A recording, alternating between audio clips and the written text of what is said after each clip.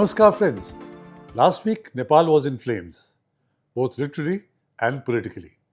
For a while, its democracy was on the brink and it went through a crisis that has direct consequences for India.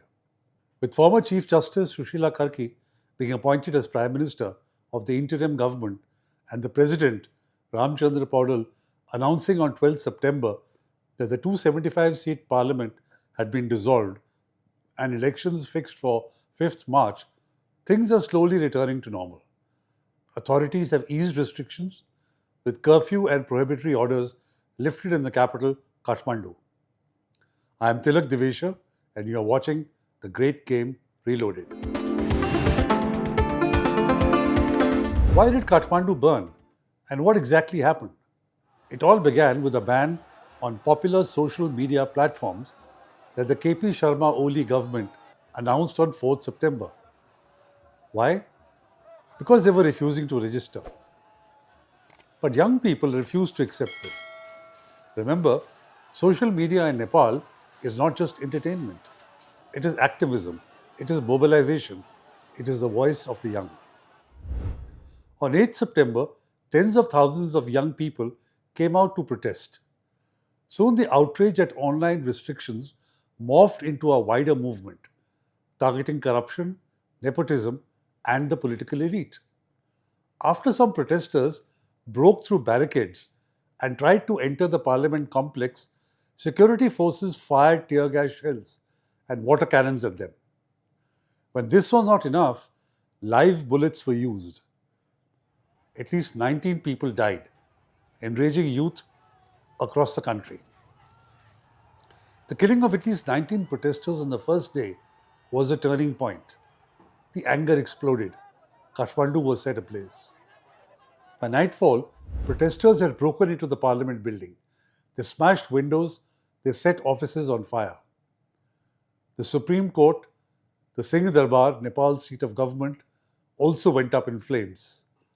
The Supreme Court had to suspend hearings indefinitely. Luxury hotels were not spared. The Hilton in Kathmandu, partly owned by a minister's family, was torched. The Ulen school in Lalitpur, linked to politicians, was vandalized. Jails were attacked. Thousands of prisoners escaped in jailbreaks during the chaos. Public transport collapsed. The airport in Kathmandu was shut temporarily. Hundreds of Indians were stranded. And it wasn't just buildings. Senior leaders were personally attacked. Former Prime Minister Sher Bahadur Deuba and his wife, Arzu Rana, were dragged out of their home and beaten. Finance Minister Vishnu Prasad Paudel was chased through the streets by angry mobs. This was not just protest, this was state collapse. On 9 September, after two cabinet ministers resigned and coalition partners deserted him, Oli stepped down. Reports suggest the Army Chief General Ashok Raj Signal told him directly, resign or risk total collapse.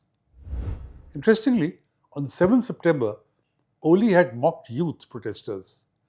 By calling themselves Gen Z, the protesters seemed to believe they could demand whatever they wanted, he said. By Tuesday, he was out of power. But his resignation did not calm the streets.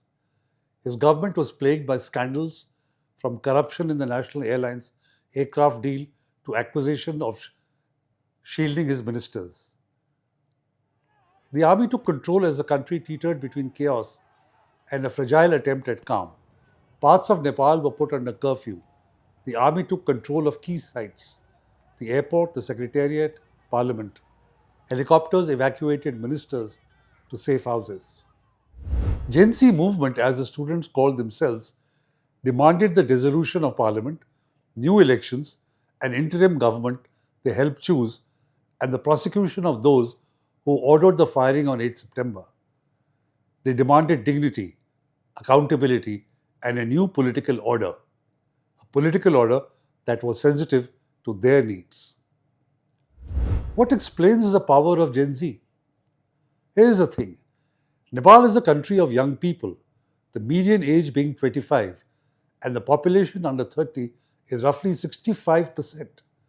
Statistics show that 48% of Nepal's population use social media. Social media is also the preferred means of communication of those living in remote and hilly areas of Nepal. Youth unemployment is rampant. More than 30% of young Nepalis are neither working nor studying. For them, social media isn't just fun, it's livelihood, visibility, and voice. Thus, the ban was not just an ordinary ban. It was the proverbial spark that set fire to the tinder that was years of discontent, economic frustration, joblessness, born out of corruption, arrogance, and betrayal of the people by a host of politicians.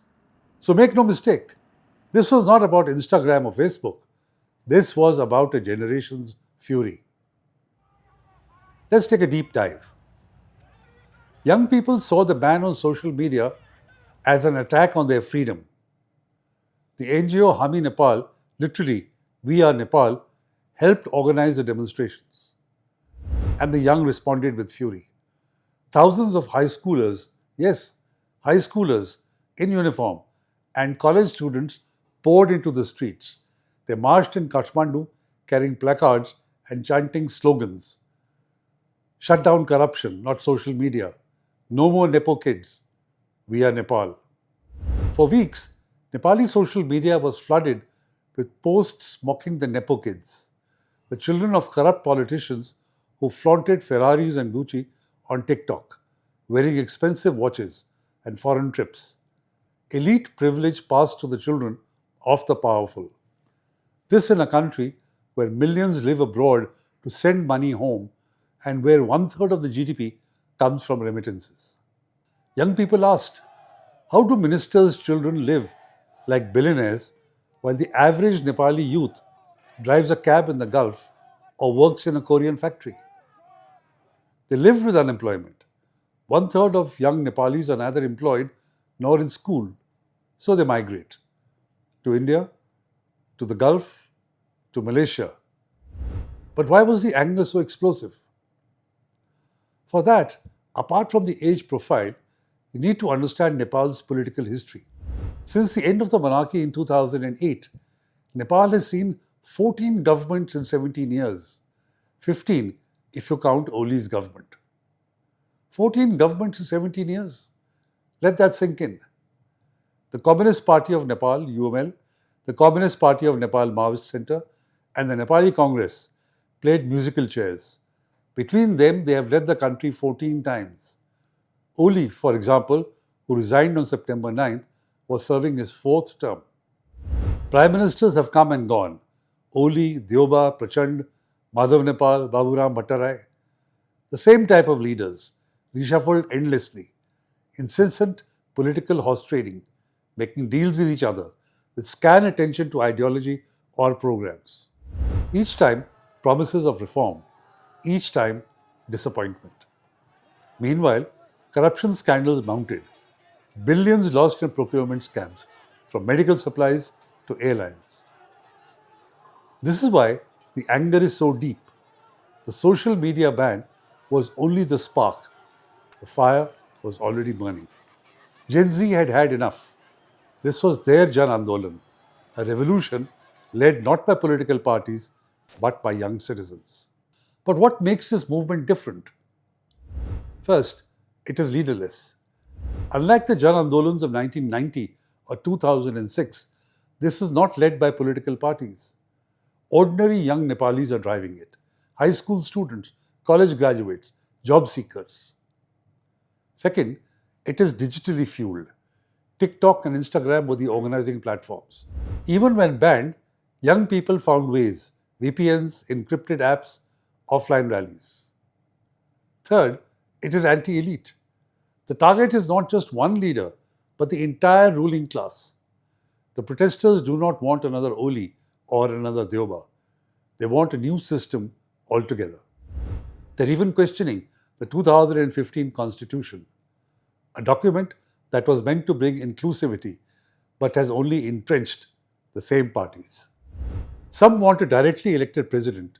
Some want a technocratic interim government. Some even whisper about a return to monarchy. But all agree on one thing: the old guard must go, lock, stock, and barrel. The question everyone is asking was that with Oli gone, who takes charge? On the positive side, talks started quickly for an interim government. President Ramchandra Paudel held talks with protest leaders and the army. Sushila Karki, Nepal's first female Chief Justice, was selected as a consensus candidate. What of the future? A return to calm has been achieved. The longer objective of restoring legitimacy, civic confidence, and rebuilding infrastructure that was destroyed would be harder. Meanwhile, leaders of 8 parties, including the 3 main ones, Nepali Congress, CPN, UML, and Maoist Centre, said the president acted unconstitutionally in dissolving parliament and announcing new elections for 5th March. They want the parliament to be reinstated. Let's see how this will play out. 3 paths lie ahead. 1. Dialogue and reform. A broad-based interim government, new elections, accountability for corruption. 2. Repression. Army cracks down, Gen Z silenced, old elites return under a new face. 3. Chaos and capture. Monarchists push for Gyanindra's return, extremists exploit the vacuum, external powers, China, even Pakistan, increase their influence. Interestingly, the former monarch Gyanendra received a huge public reception in Kathmandu earlier this year, pointing to the continuing support for the former ruler among sections of Nepali society. The possibility of pro-monarchy movement gaining from the current political crisis in Nepal cannot be ruled out. The choice is Nepal's, but the world is watching. The United Nations has called for restraint and dialogue. India has tightened security on the border, set up helplines, rescued stranded citizens. China has been silent but worried. Remember, CPEC and Belt and Road projects depend on Nepal's stability. Why must India care? For India, this is not just another neighborhood crisis. It is a direct concern and not distant fire. Why? 3 reasons. 1. The open border. India and Nepal share 1,750 kilometers of free movement. Instability in Nepal spills instantly into India. Migration, smuggling, even insurgent activity. Already, India has stepped up border security. The Sahastra Seema Bal has caught escapees from Nepal prisons. Indian pilgrims are stranded. Trade has slowed at Birganj and Panitanki. 2. People-to-people ties.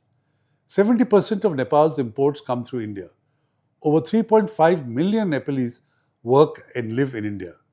Tens of thousands serve in the Indian Army's Gorkha regiments. 3. China. Every time Nepal is unstable, Beijing steps in with loans, roads, and political support. If India doesn't engage with Nepal's youth, China will. That's why India cannot afford to look away. Instability in Nepal directly impacts India's economy, security, and society. So here's the bottom line. Nepal's Gen Z has spoken. They're tired of corruption, they're tired of dynasties, they're tired of being ignored. This is not just a protest, this is a generational revolt because the young are restless. For Nepal, it is a chance to reset its politics, to reclaim its democracy. Gen Z is demanding a new Nepal, a Nepal where trust and governance is reconstituted after its institutions and its politicians have failed. In the next episode, I will talk about the regional pattern. Sri Lanka 2022, youth topple Rajpaksas. Bangladesh 2024, students force Sheikh Hasina out. Nepal 2025, Gen Z pushes Oli aside. 3 countries, 3 years, 3 uprisings. The common thread? Youth movements. Thank you for watching. Do like, share and comment. See you again soon with another topic. Until then, I am Tilak Devasher. Namaskar and Jai Hind.